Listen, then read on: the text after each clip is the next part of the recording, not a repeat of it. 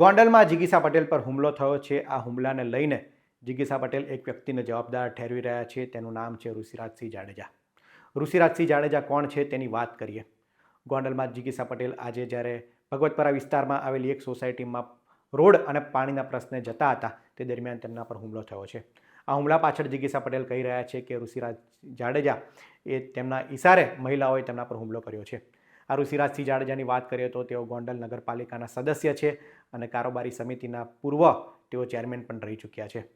આ ઋષિરાજસિંહ જાડેજા એ ગણેશ ગોંડલના નજીકના વ્યક્તિ ગણાય છે। અવારનવાર સરકારી કાર્યક્રમો હોય કે અન્ય કોઈ કાર્યક્રમો હોય તેમના ફોટા અને વિડીયો ગણેશ ગોંડલ સાથે જોવા મળતા હોય છે।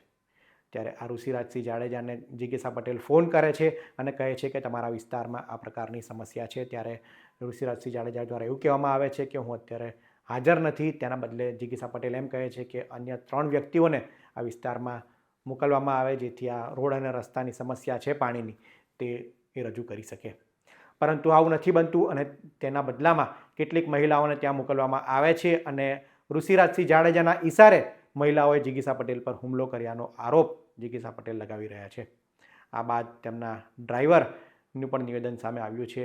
ડ્રાઈવરે શું કહ્યું તે સાંભળો। અમે લોકો 2 દિવસથી કન્ટિન્યુ ફોન આવતા હતા ત્યાં વિસ્તારમાં સંગમ પાર્કમાંથી બેનને, અને બેને કીધું કે હું ત્યાં આવીને રૂબરૂ જોઈ લઉં બધું શું પ્રોબ્લેમ છે તમારા રોડના ને પાણીના પ્રોબ્લેમ હતા। ત્યાંના બાયુનો ફોન આવ્યો હતો કચરાના ને એના, એટલે અમે લોકો ત્યાં ગયા, હું ભાણાભાઈ, બેન અને દીપકભાઈ વગાસિયા, અમે ચારેય ત્યાં ગયા। એટલે ત્યાં બધી બૈરાઓ ઊભી હતી તો એને રજૂઆત કરી કે ભાઈ બેન અમારે અહીંયા પાણીનો પ્રશ્ન છે, કચરાનો છે અને રોડનો છે, અહીંયા એક્સિડન્ટ ઘણા થાય છે। એટલે બેને બધી રજૂઆત એની સાંભળી અને ત્યાંના જે કોર્પોરેટર હતા ઋષિભાઈ એને ફોન કરવામાં આવ્યો। ઋષિભાઈને ફોન કર્યો તો ઋષિભાઈને કીધું કે ભાઈ તમે કે હું હાજર નથી, એટલે એને કીધું કે ભાઈ 4 જણા હોય તો 4માંથી ગમે એક જણાને અહીંયા મોકલો। એટલે એને કીધું વાંધો નહીં, તો 4 લેડીઝ મોકલવામાં આવી બારોબારથી અને 2 જેન્ટ્સ મોકલવામાં આવ્યા। તો ત્યાં જે લોકલ ત્યાંના સંગમ પાર્કમાં જે સોસાયટીમાં રહેતી હતી બૈરાઓ એને જે ચર્ચાઓ કરતા હતા તો આ બેન એમ કહેતા હતા કે અમારા વિસ્તારમાં પણ છે આ બધું કચરાનો માહોલ ગુંદાળા રોડ ઉપર। બેને એને પૂછવામાં આવ્યું તમે ક્યાં રહ્યો છો, તો કે આશાપુરા સોસાયટી અને ગુંદાળા રોડ ઉપર રહીએ। તો બેને કીધું અમે ત્યાં પણ આવશી, તમે મારા નંબર લખી લો ને તમારા નંબરને નામ લખાવી દો, અમે ત્યાં પણ આવીને રજૂઆત કરશી। તો એને વાત કરી એની સાથે અને ધીમે ધીમે એ લોકો ઝઘડો કરવાના મૂડમાં આવ્યા હતા, મોકલવામાં જ આવ્યા હતા।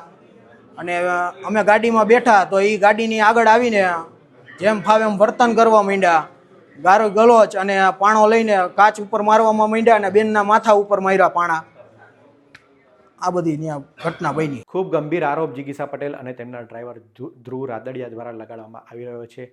આ આરોપ પાછળ કેટલી સચ્ચાઈ છે તેની પોલીસ તપાસ કરી રહી છે, પરંતુ વાત એ છે કે આ રીતના મહિલા પર હુમલો કરવો એ કેટલો યોગ્ય છે અને એ પણ એ જિગીસા પટેલ એ રાજનીતિ હોય કે ગમે તે હોય તે વિસ્તારમાં જે સમસ્યા હતી તેને લઈને જતા હતા અને તે દરમિયાન મહિલાઓએ તેમને ઘેરી વળી છે, બોલાચાલી થાય છે, તેટલેથી જ ન અટકતા એક મહિલા હાથમાં પથ્થર રહે છે। કેટલાક લોકો તેને રોકવાની કોશિશ કરે છે, તેમ છતાં તે મહિલા એ પથ્થરથી કાચ પર હુમલો કરે છે, કાચ તોડી નાખે છે અને જિગીસા પટેલ પર પણ હુમલો કરવામાં આવે છે। રાજનીતિમાં આ પ્રકારના હુમલા થવા એ કેટલા યોગ્ય છે? પક્ષ વિપક્ષ તમારી સમસ્યા હોય, કોઈને લઈને તમારે વાંધો હોય તો તે વાંધો તમે બોલીને અથવા અન્ય કોઈ સમસ્યા દ્વારા એ સોલ્વ કરી શકો છો, પરંતુ આ રીતના હુમલો કરવો લોકશાહીમાં કેટલો યોગ્ય છે? આ હુમલા પાછળ જવાબદાર કોણ છે? શું જિગીસા પટેલ અને તેમના જે ડ્રાઈવર છે ધ્રુવ તેમના આરોપમાં કેટલી સચ્ચાઈ છે તે અંગે આગામી સમયમાં પોલીસ શું કહે છે આ હુમલા અંગે તેના પર આધાર રહેલો છે। આ અંગે આપને શું લાગી રહ્યું છે તે અમને કોમેન્ટમાં જરૂર જણાવશો અને આવા જ વિડીયો માટે વીટી પંચાયત જોતા રહો। ધન્યવાદ।